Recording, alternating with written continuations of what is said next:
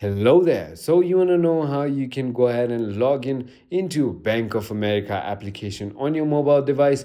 This is going to be the only video that you'll ever need to watch on the internet. So with that being said, let's just get straight into the video. First of all you need to do is simply go ahead and open your App Store and search for Bank of America, just like I am doing right over here.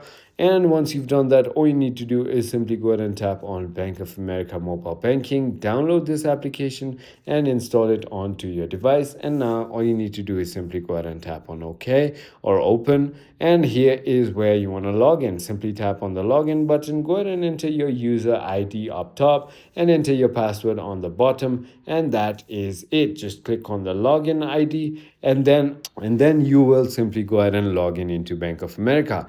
I hope this video was helpful to you. If it was, hit that like button and I'll see you on the next.